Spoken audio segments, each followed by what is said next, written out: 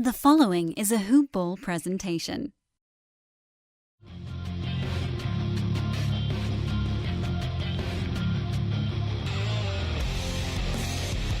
Welcome to the Fantasy NBA Today podcast. What's happening, everybody? Welcome to Fantasy NBA Today, a Hoop Ball presentation. It's Tuesday, which means we got a short card. But we also have a very special guest coming up in just a couple of minutes. It's actually really exciting. Awesome dude. His name is Steve Manale. Goes by just Manale. And we're going to talk to him about one of his famous art projects that's centered around the NBA. And also, by the way, he's a total fantasy junkie. So we're going to get some buy low, sell high opportunities here from Manale. We're going to talk about art and the NBA. I love when we get to do something a little bit different on the show, and it happens to coincide often with when there's a relatively short card at hand, so we don't have a whole lot of stuff to preview today. And as far as yesterday goes, which we're going to cover in a moment, the stories are mostly Jimmy Butler and Tristan Thompson when it comes down to it. There are a couple of games with a few other notes mixed in, but overall, looking at the Monday slate was pretty well clustered to key injuries and ejections and a couple of guys getting more minutes than they're used to. And I guess that's really what you're looking for in general. But, when you look at a team like, just glancing at yesterday's card at a quick second, like, Detroit, the team that we don't pay a whole lot of attention to. Indiana, things have settled down a little bit with Victor Oladipo out, although it sounds like he might be coming back.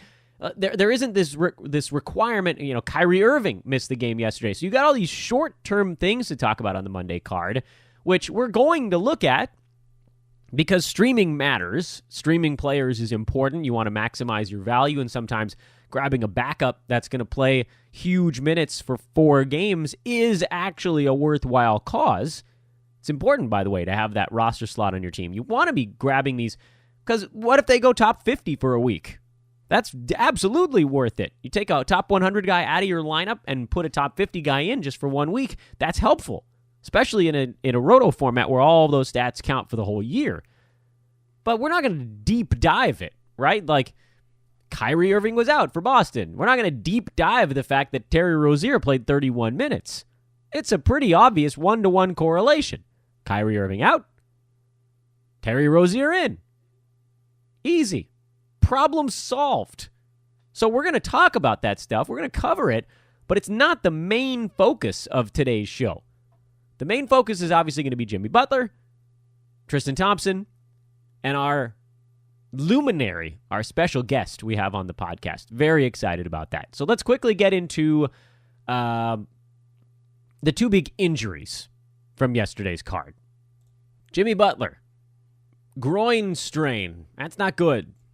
It's not good, guys. It's not the worst thing in the world, but groins do tend to linger a little bit. He played 9 minutes, had 4 rebounds and a couple of assists before hurting himself. It's obviously going to come down to how bad it was. It wasn't like he had to be taken off the court on a stretcher, but he was immediately ruled out for the rest of the ballgame, which makes you think we're looking at a few weeks.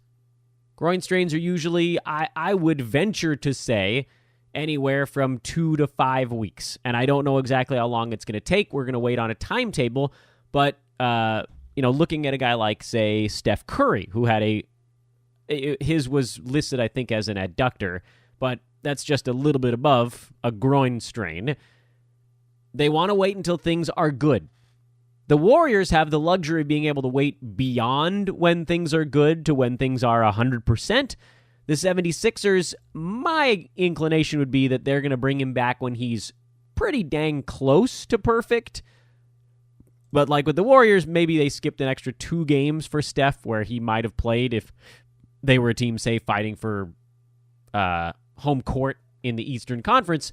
So maybe you see Jimmy Butler miss like 3 weeks instead of 4, or 3.5 instead of 4.5, or something like that. But it is going to be more than a game. It has to be. It's a groin. It's always more than a game. What does this mean for Philadelphia? Well, in general, it means more for Joel Embiid, more for Ben Simmons, more for J.J. Redick, but we also saw Furkan Korkmaz get himself involved in yesterday's game. With 18 and 7, he knocked down 4 3-pointers. The rebounds were very high. The 3-pointers are really more... Well, I mean, it's tough to say. He's averaging 12 minutes a game on the year, so this is a pretty big jump for him, a pretty big aberration. He's going to take 3-pointers. Last time he played 20 minutes, he attempted 6 3-pointers. Time before that, he attempted 6 3-pointers. So he's going to fire away from downtown if he sees 25 minutes. The question is this going to be a regular thing? It's tough to say. We know Markelle Fultz is out for a decent amount of time, so he's not in the equation. J.J. Redick is the other wing guy. Landry Shamet played 22 minutes. We saw him log more time in between when Rob Covington went and Butler arrived. So it might be Shamet from time to time. Will there be more shots for guys like TJ McConnell? He ended up playing 28 minutes in yesterday's game, which, at times Philly was able to open up a pretty good-sized lead in the contest. I think of all of these guys, the one you're keeping an eye on is McConnell. Because we know that if he gets 25 minutes, he's a top 100 guy. He's a true point guard who made 2 3-pointers yesterday. Not really his game, but he gets a ton of steals. He's good with assists. His percentages are solid because most of his shots come within about 7 feet of the hoop. If it seems like he's going to be the primary beneficiary here, if they're going to go small, which for Philly is a different thing because they're actually one of the hugest teams on the planet most of the time, this would be them going traditional. Instead of, to say going small, this would be them just sort of like going normal, where they can play Ben Simmons as their point guard most of the time, provided they have other guys that can guard little dudes. And Jimmy Butler can guard pretty much everybody. What they might do now, without Jimmy Butler at a 2 or 3 spot, where they're like, look, you handle any guard that comes your way or any wing, is play TJ McConnell at the 1, make him a traditional point guard, and then just go Redick and Simmons and either Chandler or Muscala and Joel Embiid. Pretty simple. Problem is, I think we need to see at least one more game before we make this final call. McConnell is on the watch list. Korkmaz less so. I'm not that enamored with him. He got hot. He's not usually going to make 4 3-pointers. He's not usually going to score 18 points on 12 shots. McConnell's the one with the easier path to fantasy value here. The other injury on yesterday's card, and then we'll go through some of the other stories, is Tristan Thompson, who sprained his foot. Although now they're saying ankle today. I've seen foot and I've seen ankle. Either way, 2 to 4 weeks is the recovery time. So there's a possibility he could be back by Christmas. I would say on a team this terrible, you're probably looking more towards the 3 to 4 week end of the window. So plan for him to come back probably not all that far away from when Kevin Love is coming back. This means Larry Nance Jr. is locked and loaded for the next 3 to 4 weeks. There's just really almost no one else that can fight with him for those spots. Jaren Blossom game had 11 and 10 in yesterday's contest, but he can't really defend at the NBA level yet. Not that many people on this team can. Cleveland, by the way, as a team, got ripped apart in this game. It continues to be a situation where most of those guards are worth avoiding. Tristan Thompson was the one big man we were looking at, and then Nance recently after the trade, but now it's just Lurie. It's Lurie time. So if you're looking for anybody else to step up, the answer is probably nobody. Chetty Osman is going to log a lot of power forward minutes, which means, well, it'll be good for his rebounding at the very least, but he still can't get a shot to drop. Oh, his percentages are just so bad. And every time somebody goes down for Cleveland, that just means a few more minutes and shots for other people. The only problem with losing Tristan Thompson, you lose an offensive rebounder, so you lose opportunity, not just for him, but for everybody else. This team is just riddled with points leaguers because their percentages are all garbage and they don't do anything besides score. Somebody's got to figure out how to either rebound or pass on this team. With Tristan Thompson out and Kevin Love out. They're in real trouble, man. They're in real trouble. And those are really the two big stories from yesterday. You got some multi-week absences on the table that you're going to have to contend with. But is there an obvious choice after one night? No, not really. Washington was another team we were keeping an eye on yesterday because Thomas Satoransky filled in for the injured John Wall. We don't know what his situation is.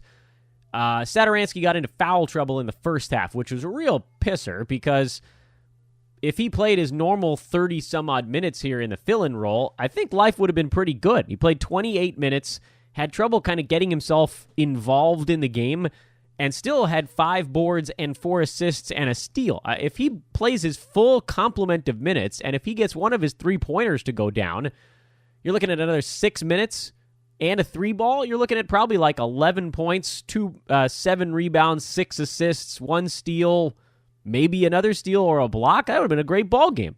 But foul trouble and a missed shot, and it comes to pieces. As it turned out, it wasn't that terrible of a line. He did have the 4 assists and the 5 boards and the steal, but we were looking for more. There's no question that this was a bit of a disappointment.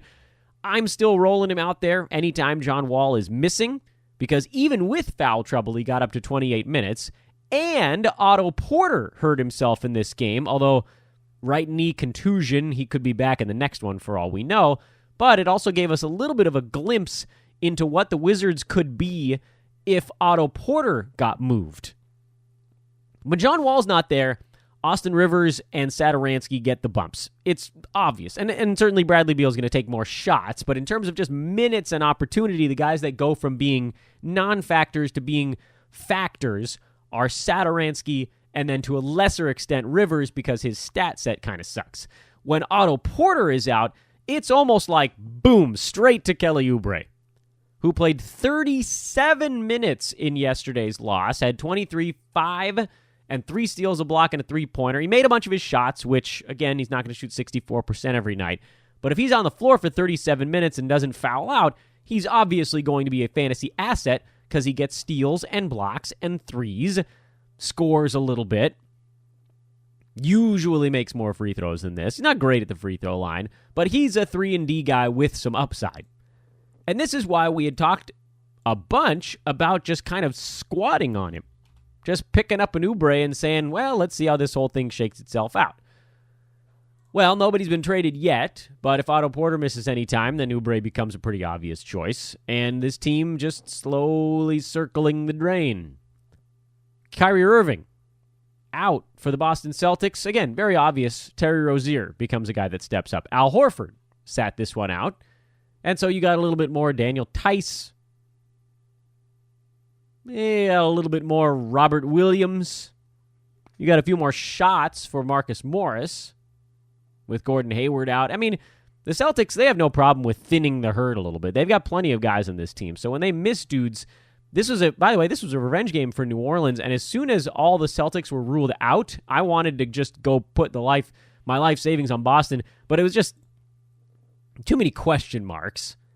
Still, we've seen it a million times. When a team loses their star, the rest of the guys play better. And for the Celtics, a team that deep, you sort of overvalue the star players because the rest of these guys can be pretty good when given a little more opportunity, especially at home.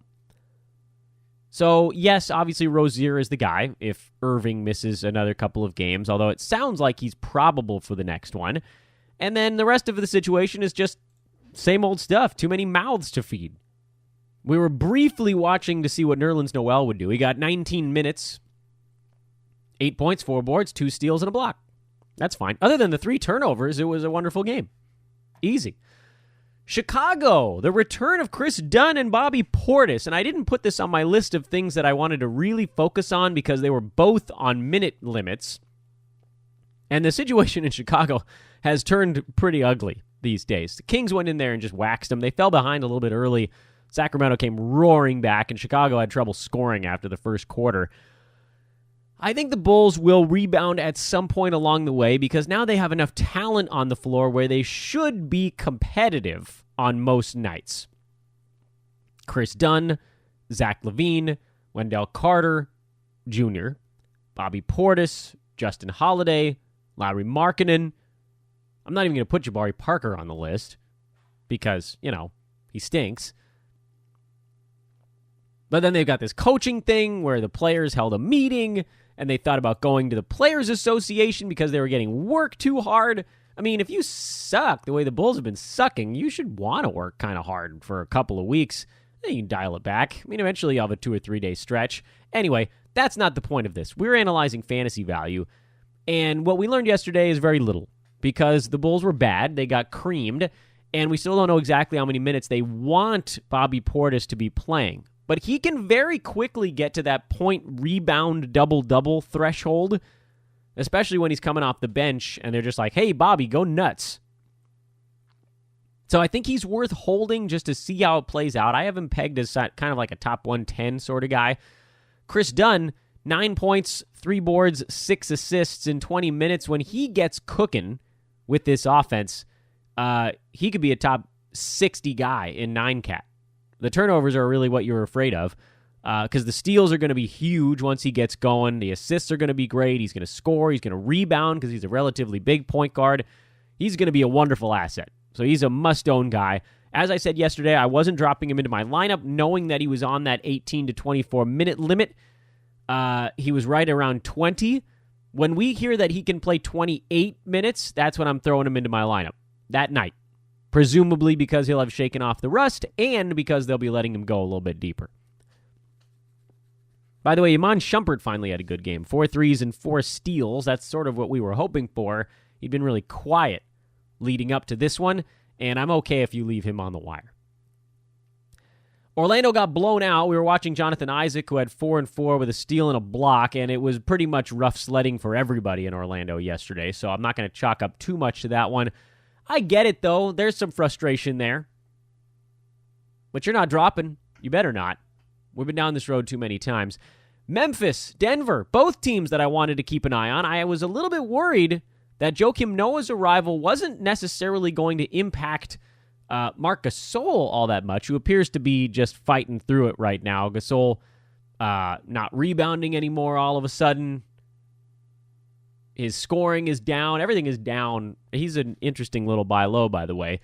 I was worried that Joakim Noah would impact JaMychal Green because that meant that he wasn't going to be seeing all the backup center minutes. Well, Green was fine. He had 13 and 10 with a block and a three-pointer.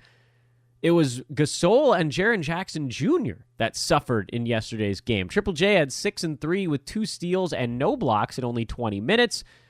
And Gasol played 31 and a half minutes and had 7, 2, and 6. So here's the thing.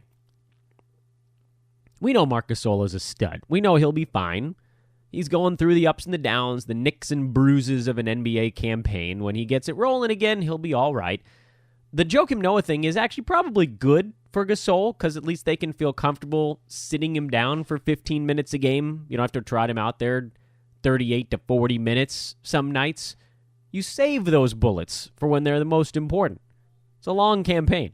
So I'm not too worried about him. I think it's a buy low.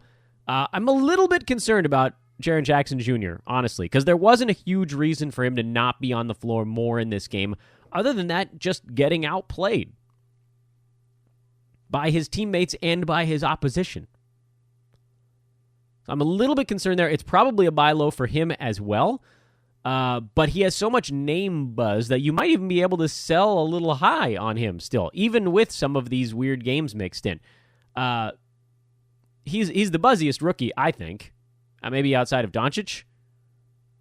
So I think there's more. It's funny, too, in terms of name value, like Jaren Jackson Jr., on the season now, he's number 54. He's fallen outside the top 50 with this recent kind of slow spell for him.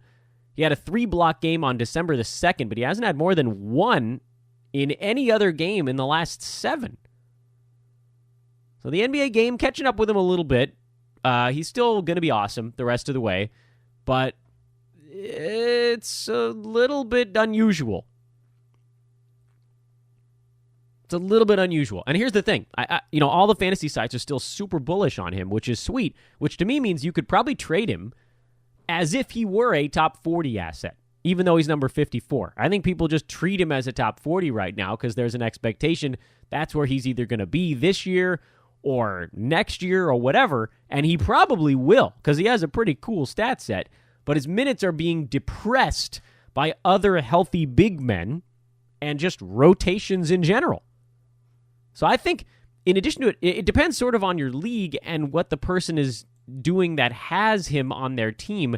You could potentially buy him and treat him as whatever he is right now. Treat him as 54 asset. Maybe in your league, the guy that has him is like, maybe this is maybe he's trending down.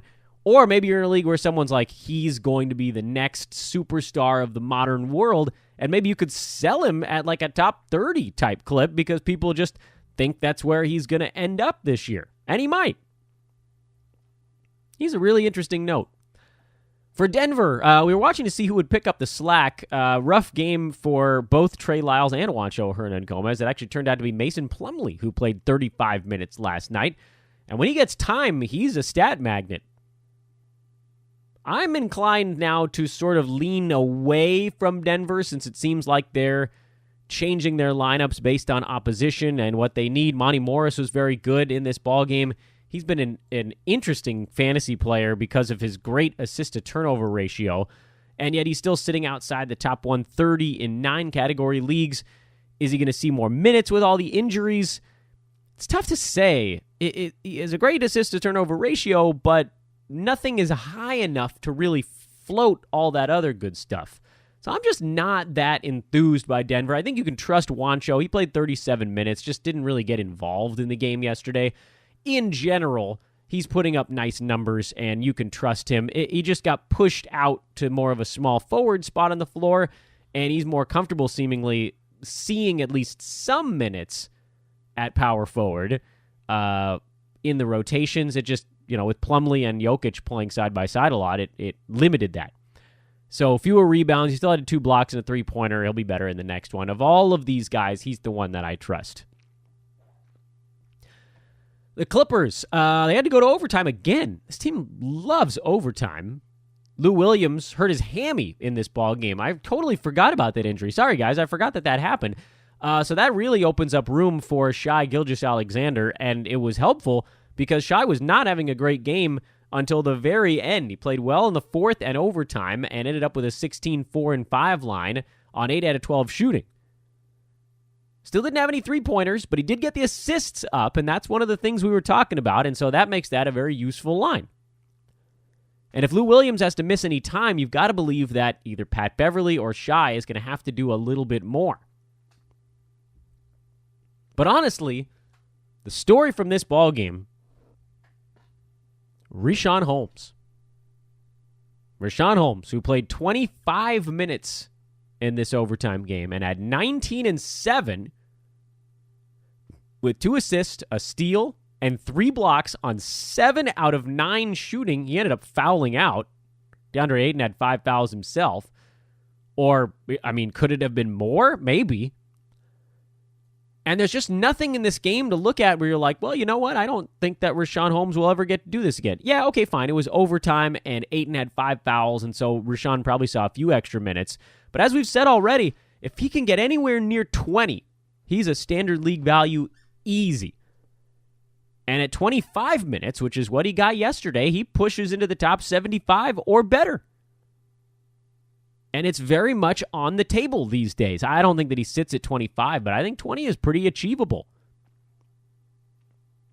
DeAnthony Melton had 13 and 8, but he did it on an inefficient 16 shots. He is the starting point guard right now, and he's outplayed Ilya Kobo. And as I said on Twitter, I believe Devin Booker is going to ruin a lot of the guards on this team. Mikal Bridges had 19 points in this one on 4 3-pointers. TJ Warren actually not getting ejected will improve. Will probably knock those guys out. Josh Jackson had 18 and 8 in this game. He played well. When Warren and Booker are in there, it totally changes how things work for the Phoenix Suns. So I'm not going to go head over heels for Jackson or Bridges or Melton or a Kobo or I like Ariza. You guys know I like Ariza because he's a proven asset. But Holmes is the guy I'm going crazy for right now because nothing related to Booker or Warren has any impact on him. In fact, when those guys are in there, sometimes life is easier for Holmes because he has guys that draw more defense. And Booker could run a pick and roll with him, perhaps, and generally Devin's going to take the shot. But if anybody happens to leave Richaun, at least there's a guy there that can draw someone out to contest a shot. So he's in business, folks. He's in business, and I love it. And I have him in a few places, and I feel really good about it. We've said it a million times. He's one of those guys where you're like, somebody's got to give this dude more playing time, like now. And they did. it almost never happens that way. The other guy we were talking about was Kelly Olynyk on that front, and he got some playing time yesterday. Nothing outrageous, but man, really excited about the Richaun Holmes stuff right now. Really excited. And as I mentioned with these other guys, we're going to sort of bottle this. And if you're in a league where you're like, I don't want to miss it, I don't want to miss it, I don't want to miss it, just be okay with missing it one time. Someone else in your league is probably going to pick up Josh Jackson and Mikal Bridges and Elia Kobo and DeAnthony Melton and Troy Daniel. All these guys are going to end up on somebody's team, and then they're mostly going to end up back on the waiver wire. Because Warren and Booker are such usage sucks. It just, they're vacuums, man. It goes in and it doesn't come back out. So guys like Bridges, we saw what they did when they were alongside high usage players. The one guy in that group where I'm like, maybe he can slip through would be Melton. Maybe. But he's going to have to hit some threes and get some steals, and you just hope that, kind of like Tim Frazier in New Orleans right now, where he brings the ball up the floor fast and then gets it to somebody, and you hope that maybe the official scorer is like, that was good enough for an assist. That maybe he can squeeze his way into, like, I don't know, 11-5. That's probably a best-case scenario when this team is healthy. So again, don't go crazy. Don't drop somebody useful for your team. The upside for these guys is there, but the path to it is not that clear when this team is actually healthy and ready to go. Golden State got Draymond Green back. There really isn't a whole lot else to bring up from that ball game. Dario played more minutes than Taj Gibson. That's the first time in like a week and a half. I guess they wanted to try something new. Dario was better against the small, fast Warriors, and Taj just sort of got run off the floor a little bit. They couldn't play their two bigs against Golden State. It's just it's not going to work. So we'll keep an eye on that situation if it does turn back into one. I doubt it, but maybe. And then Miami and the Lakers, we're watching to see if Josh Hart would be able to make some streaming noise with Brandon Ingram out. He played 35 minutes, but just couldn't get the shots to drop. Did have 2 3-pointers and a block mixed in with an otherwise fairly empty line, but I love the 35 minutes. That's the good stuff. And KCP playing 24 and also being on the trade block means Josh Hart is your streaming guy in this spot. No, I'm not worried about JaVale McGee. I know he only played 14 minutes in this game, but he had 4 blocks. And honestly, if he makes a bunch of his shots like he normally does, then you're talking about a totally awesome game. So don't worry. For Miami, Derek Jones had 8 and 14 with 3 steals and 3 blocks. That kind of came out of nowhere a little bit. This team is really very unpredictable. Justice Winslow has now put together 3 consecutive good ball games, and as you'll hear in a moment, I have a guest coming on who is much more bullish on Justice. I'm still not sold on it. He is inarguably the hottest player in the NBA right now, and he's catapulted his season-long value from top 250 to top 180, which I guess is something. He's played 32 minutes or more in 5 consecutive ball games, but he's also been white hot over that stretch.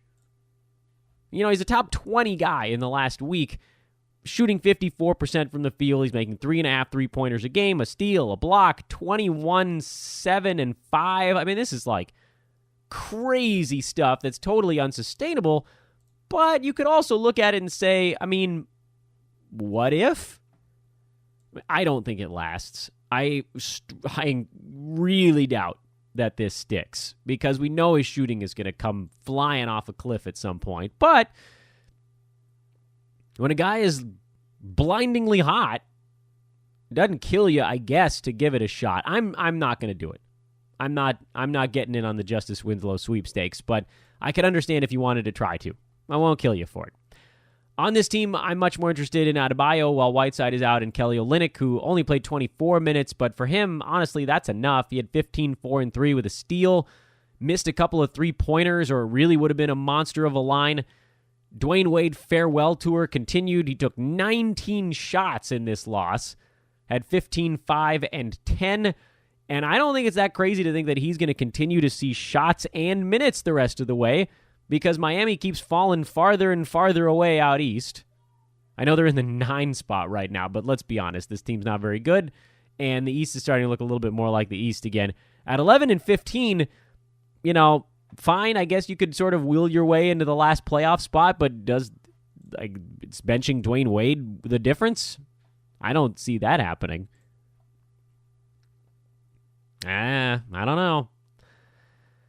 Anywho, no, he's not useful in a 9-cat format. Goran Dragic did not look healthy in this game. And James Johnson, as I told you in the last one, is a guy that I just don't trust anymore. Josh Richardson has cooled off considerably after his hot start. And no, I'm not picking up Derrick Jones Jr. either. Although, what if? That's another what if kind of guy because he's the high flyer of the universe out there. I'm going to need to see this a bunch of times in a row. And he's sort of done it twice, right? Sort of. He had 7 and 11 with a steal and 2 blocks in their last ball game. He's out there to leap high and dunk. I mean, you saw how high he got up for some of the rebounds in this game. It makes me incredibly nervous that he's going to land on somebody's foot. It almost seems like he has to. But keep an eye on that as well. You just sort of never know with a team like Miami where it's like, you know what, screw it. Let's blow this thing up. Let's play some guys and see what they can do. Maybe Derrick Jones Jr. rises to the top. Maybe Winslow actually does play 38 minutes a game. Maybe Kelly Olynyk sits on 25 minutes the rest of the way. Maybe D. Wade takes 15 shots a night. There's so many weird things that could happen. Maybe Wayne Ellington actually plays in the next ball game. Maybe Hassan Whiteside comes back. I don't know what exactly is going to happen on a night-to-night basis with this team. It's a big, fat, red question mark. But what I will say, in looking at their breakdown, is there's a bunch of guys where you're like, well, he's interesting. Derrick Jones is that kind of guy. What if Justice Winslow can shoot 42% instead of 39%? There's these little subplots that make Miami a team worth watching. In the meantime, in 9 category formats, while Whiteside is out, you're using Bam Adebayo, Josh Richardson, and Kelly Olynyk. Those are the obvious ones. I don't even think you put Goran Dragic in your lineup. He's been pretty terrible this year. In points league formats, you could throw Dwyane Wade in there as well because he's just chucking away. And obviously Hassan Whiteside, when he's healthy, he's great for points leagues because he's missing all of his free throws, and that doesn't matter. But I'll tell you, Jones, Winslow, Dragic, Ellington, all of these guys are watch list kind of guys right now. Guys that I would... Here's the criteria. You've got watch list, you've got squad on, and you got start. And for me, the start guys are Adebayo, Olynyk, and J-Rich right now. And when Whiteside is healthy, it's Whiteside and J-Rich and maybe Olynyk. He was playing well with Whiteside before he went down, so I'll put him in the start category right now. The squad on guy is probably Adebayo, since you know he has a ton of value anytime Whiteside misses time. And the watch list guys are all the other ones. And then Dwyane Wade is the points league guy. So it's a weird... I'm trying to create a way that we can kind of visualize this in our minds and for it to make sense in any capacity. And it's hard with Miami, but we're watching them every single game, and hopefully something emerges from this. That's our best case scenario. Thanks to everybody for listening to the first half of today's podcast. We're just getting the party started, man. We still got a great guest coming up. We still got to preview the Short Tuesday card, and I still got to tell you guys about the fact that the DFS contest is back, baby. Beat the Expert is back tomorrow and every week on Wednesdays. Can you beat Mike Apotria and win a Hoop Ball t-shirt, a goodie bag from our partners at Hawaiian Isles Kona Coffee Company, and the top 10 all get $15 a piece. It's a $3 buy-in and a 50-person max. We've got that link out on Twitter right now, and as I will remind you again later in the podcast, if you'd like to join a mailing list, we have those available now for DFS contests. Pop on over to the Hoop Ball forums, hoop-ball.com, click on forums, and put your name on the mailing list, and we'll get you in that. So anytime we open up a DFS contest, we can get the message out to you post-freaking haste. What else we got going on over at Hoop Ball? There ain't a whole lot of stuff to promo these days. It's kind of fun to be able to focus on the other things. The only thing we're selling is still the in-season premium membership. I would love it if all of you guys came over and checked that out. I told you on yesterday's show, it's $12 right now if you use one of the $3 coupons. It's $20, and it's $5 off for 2 more days, and then it's another $3 off if you use a coupon. So $12. That's ridiculous. That's crazy. You know what I haven't asked you guys to do in a while? So I'm going to do it today. And I'm going to do it on bended knee. Friends, confidants, guys, if you haven't had the gumption, the fight, the desire to rate and review the podcast to this point, I beg of you, please do so today. Please do so today. It's so important for us. It's really so helpful for people to see a nicely reviewed podcast when they're checking out stuff and looking for a new show to listen to. So whatever format you use, whether it's iTunes or Google Play or Stitcher or Spotify or iHeartRadio or whatever it is, pretty much all of those things have a way for you to rate the podcast. Give us a nice rating. Write a nice review. Let people know what they can get out of the show. I will love you forever. I think we're at 175 on iTunes now, which is pretty sweet. That's a lot. I think it was like the second most reviewed fantasy NBA podcast out there. I'd like to be number one. I'd like to be the most reviewed, especially if they're good ones. So again, obviously the big one is iTunes. So if you got iTunes on your computer or you've got the podcast app on your mobile device, toss us a nice review. Let me know what you're thinking. And if you have some constructive criticism, you can just tweet it at me, man, because I listen to all that stuff. You guys told me I talk about too much BS at the beginning. I've tried to eliminate that. You guys said some guy said I don't take credit for my mistakes. I really think I do often. I talk about things where I whiff. Talk about things where I got them right. Talk about things where you got them wrong. It's important to do both. So, again, if you have criticism, you can let me know. I'll take it to heart. Am I going to change? I don't know. Maybe. But I'll always listen. And if you have something nice to say, do it in a rating or review. That's all I ask. Oh, so that's the promo part of today's podcast. Let's move right along with things and get to the fun part. Oh, the fun part. Guest time. So every once in a while, it's kind of nice to get a little breath of fresh air on the pod. A little breath of fresh air on the show. He's not a blogger for a team. He's not a fantasy cohort from Hoopball.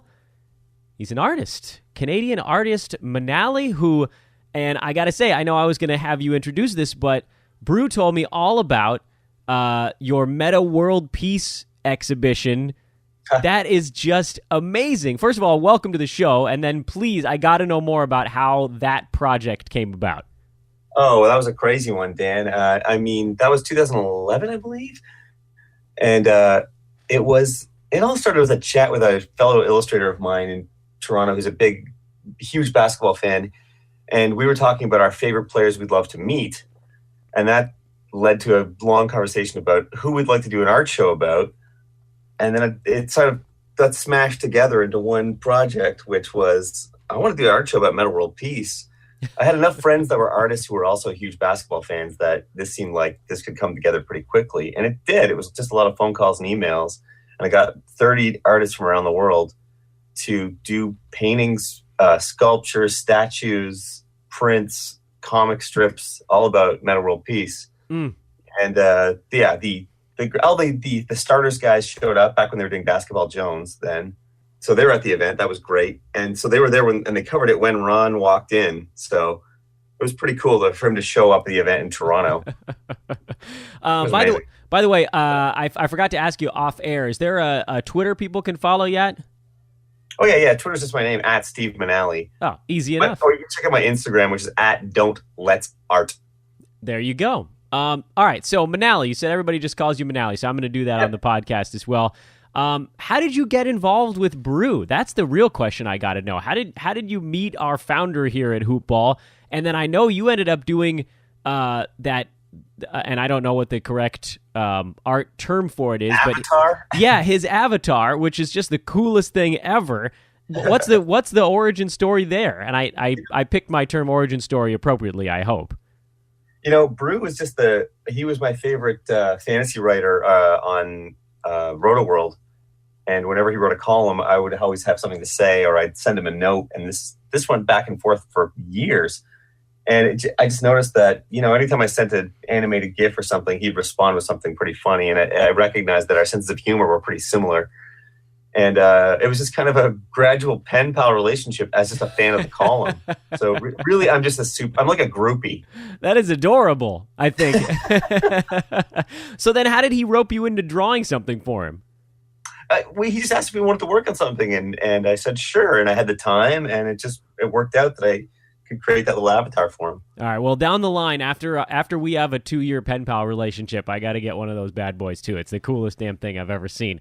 So I'll take a look at my schedule, Dan. Thanks. There you go. Beautiful. All of my people contact your people.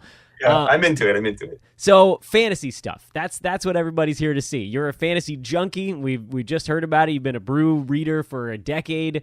I want Manale's buy low and sell high of the first 2 months of the NBA campaign. Who's your best buy low at this point in the year? Well, I don't know if the door's shut on this guy or window's shut on this guy yet, but I actually like Justice Winslow as my buy low right now. Interesting. The Heat are a weird team. He's still a pretty young player, that guy. And I feel like his last few games, he's shown that I think he can really ball, that guy. And I mean, have we ever seen the Heat healthy ever? Never totally healthy. But I think he's proving that he deserves more minutes the last little while. And I'm rolling the dice on him in a couple leagues. So am I crazy? We'll find out at the end. He's a guy that too, I think if I admit I'm a little skeptical because we've seen these, 1 or 2 games every now and then oftentimes he'll fade a little bit and the percentages have been tough. What makes you feel like this might be the sign of something better? I don't know. I watched the last few Heat games. But yeah, that's hard to pinpoint exactly why. I just feel like he looked like he's got the coach's trust in the last few games, and he's, he was shooting a pretty decent percentage, and I don't know if he's turned a corner or not, but like I said, I cut some dead weight in my league for him in a couple different leagues. So. Yeah, and it seems like he's a guy, too, that you might not even have to buy low on. It seems like you could probably get him off the waiver wire in a lot of formats. He's on the waiver wire in a couple of my leagues, yeah, for sure. But, I mean, when a lot of my leagues are quite deep. We always go to like 16 league deep, or so we have an 18-team league, which is crazy. But I don't think he's available in that one anymore. But he's my super sleeper I like for the short term anyway. Yeah, interesting. All right, what about the other side of the coin? Who's the guy that's overachieving right now where maybe you can get some better value by trying to flip him than hanging on the rest of the way? That's a tough one. I always look at guys who are going to get hurt, and I don't even know if that counts as a guy you should get rid of. I don't know if this counts for your format or what you're talking about here. I actually love the Clippers this year. I've been watching a lot of them, but man, Gallinari makes me so nervous because of his injuries. He's performing, but will anyone bite on him? I don't know. I don't know if I would. Yeah, that's the real question. So then I guess the follow-up to that is what kind of a discount would be acceptable? Because it is a sell high if you believe you're getting out from under a guy that's not going to play the rest of the year, but you also want to make sure you get something decent in return. What is... And this is a really hard question to answer. I don't even know that I have the right answer for it. He's currently ranked number 27 in 9 category formats, but you're not going to be able to get a top 30 guy back for him. What do you think? What do you think you're targeting if you were to try to sell Gallo? Do you think you could get like a top 50, 60, 75? Where are you aiming? I'd go for anything in the top 50. Okay. Would you hold on to Gallo if the best you could get back was a top 75 guy? That's a good question. Oh, I think I might still trade him. I love him, but I don't believe. Yeah, top 75. It's like Derrick Rose, It's like, what do you do with Derrick Rose? Yeah, I think it sort of depends on the format, I guess, a little bit, right? Because if you're in an unlimited games format and a guy getting a 0 on your bench kills you, as opposed to, like, if you're in a roto league with a games cap at every position, and if Gallo misses 3 weeks, well, you put him on your bench, and then you bring him back when he's ready to go. Yeah, I think I'm with you there. I think if you can get someone, if you're in an unlimited games format, if you can get somebody that you know is going to be trustworthy the rest of the way, you take it almost regardless. And then if you're in a format where you can stash a guy effectively, it seems like then, Manale, you could probably just sit on Gallo. I think so. Yeah, that sounds exactly like what I'd be doing. All right. I think I'm on board with it. Okay. What's that? I said, sweet. I'm on board with it. Yeah, Gallo was a guy, I'll admit, And I talked about him a bunch on this show in the offseason, a guy I was targeting hard in draft because I figured, generally those types of guys start the year healthy if you don't hear about any surgery, and you can maybe milk a couple months of them at the beginning of the year, but we all know the other shoe's going to drop for him at some point. Hopefully it doesn't. Yeah, hopefully it doesn't, but I've been loving the Clippers this year, so I hope it doesn't get busted up. If he falls apart, and even, with him it's like a turned ankle is a 4-week thing. If he falls apart and his 13 shots go elsewhere, who are the guys sitting behind him on the Clippers you think that could see a potential boost? Does that largely end up in the hands of another scorer like Lou Williams, or do you think it kind of gets split around to guys a little bit? I think it gets split around between Harris and Williams, probably. That's how I'd see it. Yeah. But that team's kind of a weird team. I don't know if you saw James Herbert's post about it, where he was comparing them to the X-Men, where they're like, they're like superhero team where each guy has like one specific superpower. I thought that was a pretty good analogy for that team.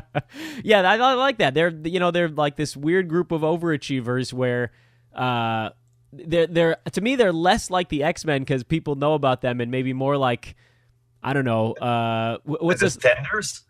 Like a lesser known group of superheroes than the X-Men, because it's like, oh, I guess when they're all together, they're doing a pretty good job. So I'm going to loop it all the way back around to the Meta World Peace Project. Is there any place that people could still see some of that stuff? Because I'd love to be able to point them to it. That's a great question. The website's been up for so many years. I think the original website was lovablebadass.com. But I don't even know if it's active. It's so many years ago. I'm actually typing it in right now. Yeah, it still exists. Look at that.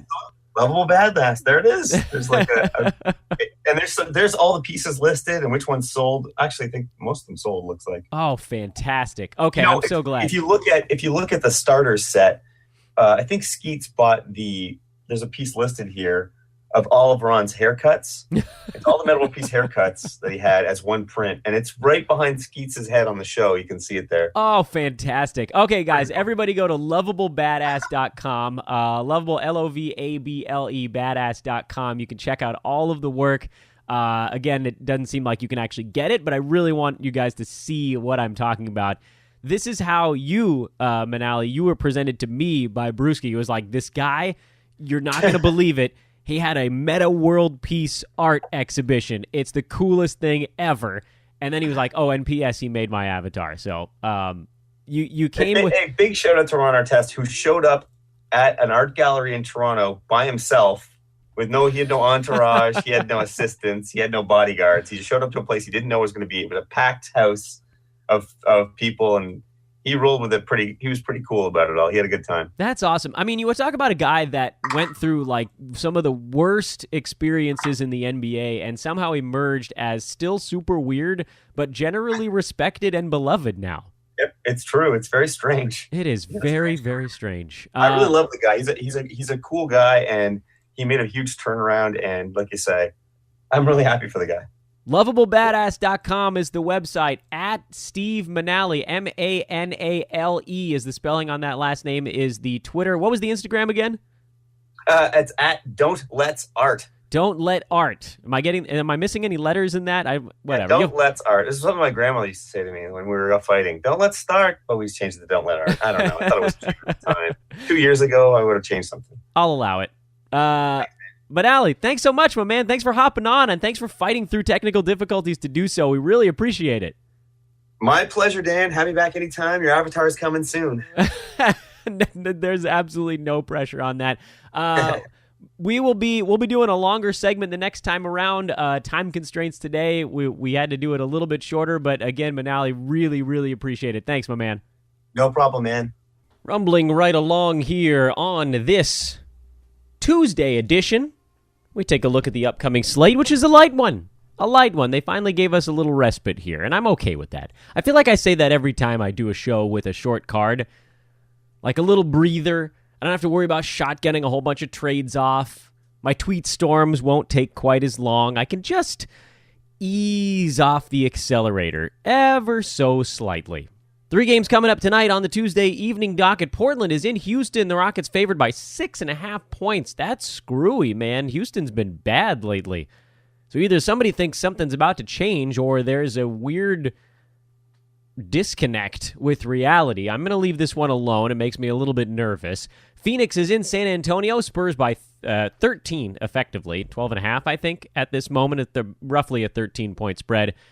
And then Toronto is in Los Angeles to take on the Clippers. The Raptors favored by 4.5 points on the road with a back-to-back in Golden State tomorrow. This one, I mean, I'm telling you, man, if ever there was a game that looked like the Clippers had a really nice shot to steal one, this would be it. You got to think Toronto's on a little bit of a look ahead. The only reason that I would look at this game and say, well, you got to be a little bit cautious on the Toronto side is that they're coming off a couple of losses.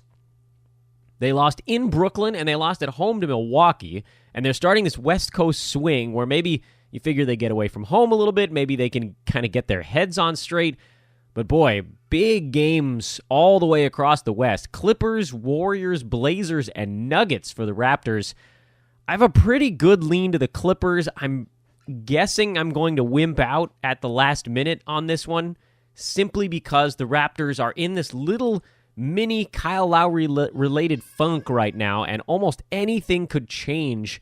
And if it does, on a moment's notice, then all of a sudden, whammo. And you just don't know what could do it. Like, Pat Beverly normally shuts people down, but maybe he just pisses him off enough that Lowry forgets his troubles and starts draining buckets. It's a weird... It could be almost like a reverse play on this one. But yeah, lean to the Clippers side in this one.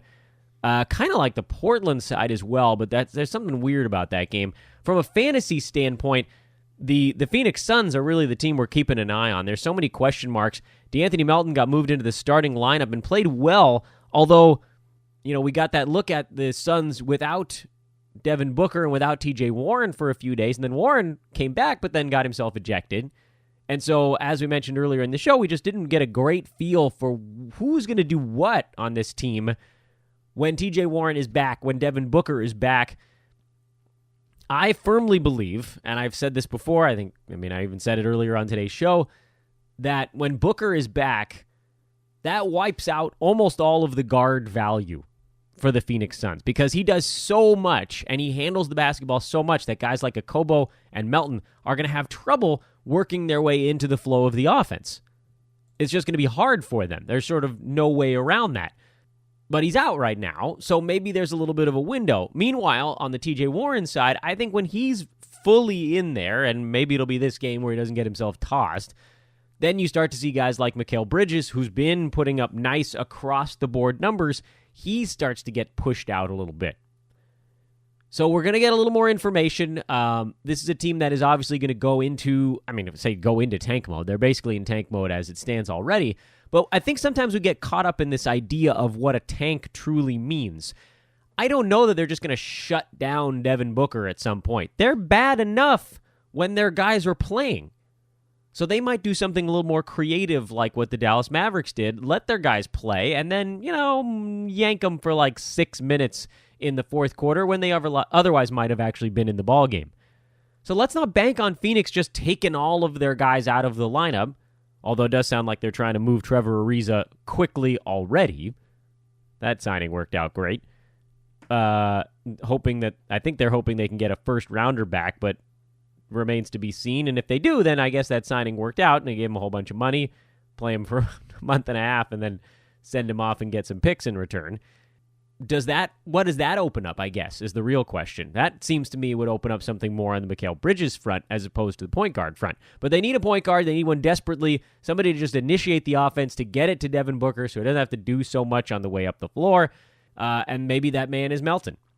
But if you're expecting a point guard that's going to post a whole bunch of assists and points when Booker is healthy, I don't think that's going to happen. He's such a usage suck that very few other guys can get going outside of a guy like TJ Warren.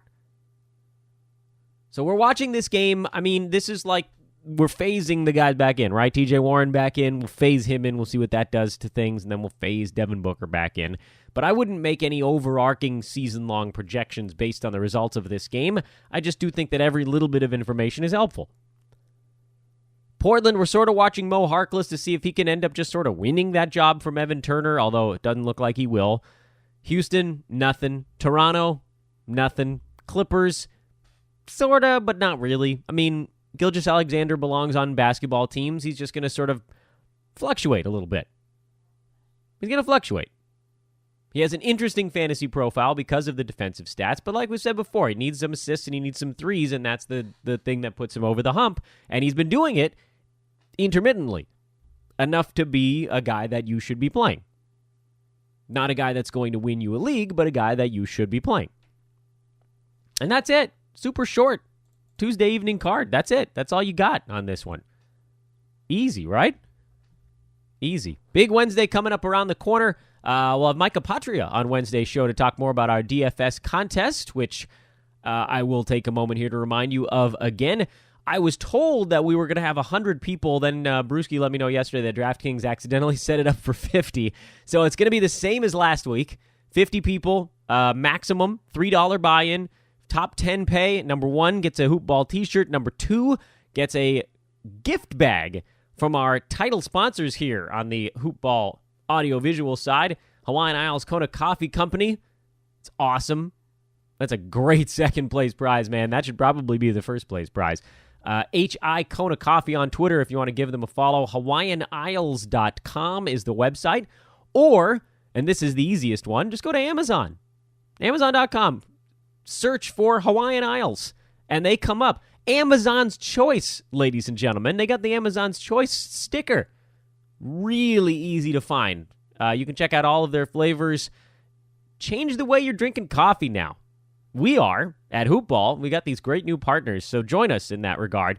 That's the second place prize again. That's in addition to the fact that the top 10 all get $15 a piece as part of the actual prize pool. I got 12th place last week. I was really close. Tomorrow's show, we're going to talk to Mike. He's going to break down my card from last week and his own winning card, and we can talk about what we did right, what we did wrong, and how we can make those adjustments going into the next contest. By the way, if this one goes well, which they have been, so I have no reason to think they won't, so sign up, by the way, then the following week, next week, should be a 100-person contest. So that'll get the big bump, and then the prize pool goes up. Mo money. By the way, we're also starting a DFS contest mailing list, which I don't know that it's going to be a huge draw for many of you guys, but there's a lot of you that listen to this podcast, and I have to believe at least a couple of you have been joining our DFS contest every week, and you're probably sick of us sending out like 40 tweets about it in the day and a half leading up to the contest. So we're starting a mailing list just for our DFS contests and promotions, exclusively for that stuff.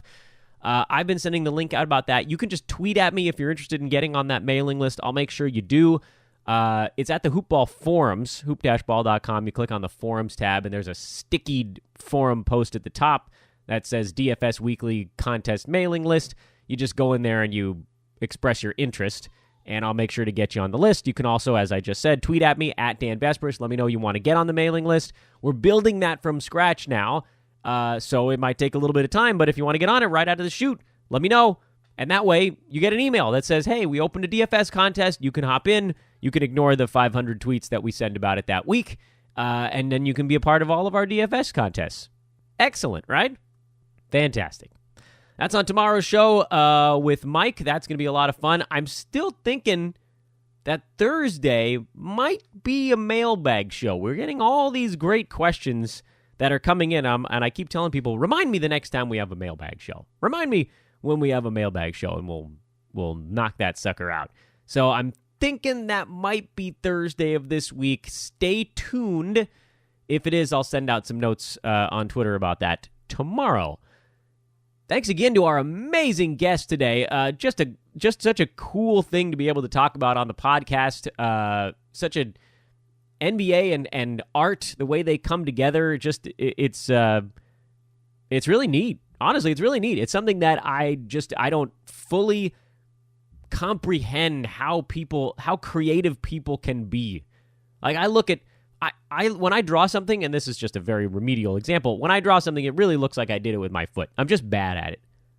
Some people just have a knack for these types of things, and I'm so jealous. That's really what it comes down to. If you guys are hearing all this hesitation, it's because I'm just green with envy. Thanks again for listening, everybody. This is Fantasy NBA Today, a hoop ball presentation. Have a lovely Tuesday. Mike, with you, with me, tomorrow. We'll talk to you then.